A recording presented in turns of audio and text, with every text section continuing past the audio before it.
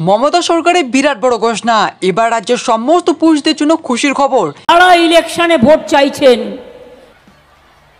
পরিষ্কার বলে যাই, বিনা পয়সায় রেশন পাচ্ছিলেন পাবেন, স্বাস্থ্যসাথী 5 লক্ষ টাকা পাবেন,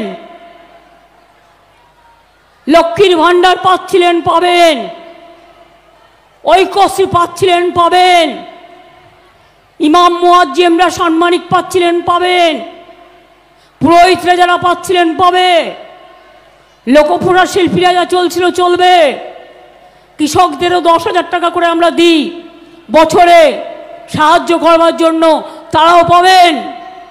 মনে রাখবেন, কৃষকদের জমির ক্রপ ইন্স্যুরেন্সের টাকা বিনা পয়সায় করে দিই আমরা।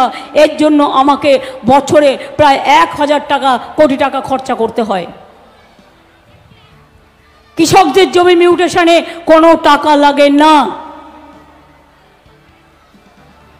এরকম অনেক কাজ আছে। আদিবাসীরা তাদের জমির পাট্টা বিনা পয়সায় তারা পাবেন, চা বাগানের পাট্টা, যারা উদ্বাস্তুদের পাট্টা, এগুলো অপেক্ষা করা যাবে না। আমি জেলা পরিষদ থেকে শুরু করে মিউনিসিপ্যালিটি থেকে শুরু করে আমি সরকারের সিদ্ধান্তটা বলে দিচ্ছি, উদ্বাস্তুদের পাট্টাটা যেন চটপট হয়ে যায়, কারণ কোনো উদ্বাস্তু থাকবে না। আর একটা কথা জেনে রাখবেন, এনআরসি হবে না। আমরা বাংলায় এনআরসি করতে দেব না, আর বিজেপি গেলে দেশ থেকেও এনআরসি উঠিয়ে দেব। কে উঠিয়ে দেব?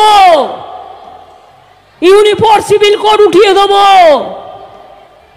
আজকে রাজস্থানে মাংস খাওয়া বন্ধ, মধ্যপ্রদেশে বন্ধ, উত্তরপ্রদেশে বন্ধ।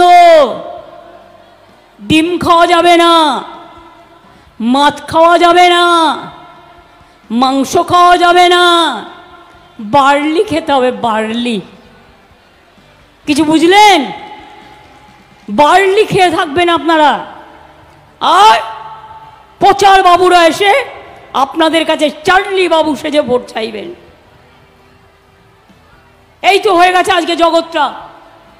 তাই পরিষ্কার বলে যাচ্ছি, আগামী দিন যদি নিজের অধিকার রক্ষা করতে চান, নিজের বাঁচার অধিকার চান, ছেলে মেয়েরা পড়াশুনো করছে, কন্যাশ্রী হোক, সাইকেল হোক, স্মার্ট কার্ড হোক, সংখ্যালঘুদের জন্য 4 কোটি আমি স্কলারশিপ দিয়েছি।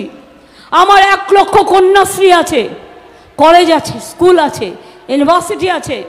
মনে রাখবেন, ওবিসিদের টাকাও বন্ধ করে দিয়েছে, তাদের জন্য আমরা মেধাশ্রী করেছি, যজ্ঞশ্রী করেছি। আজ বাংলা থেকে IAS IPS হচ্ছে। আমাদের বাংলায় আমি আসার পরে সল্টলেকে একটা সত্যেন টেগর ইনস্টিটিউট করে দিয়েছিলাম।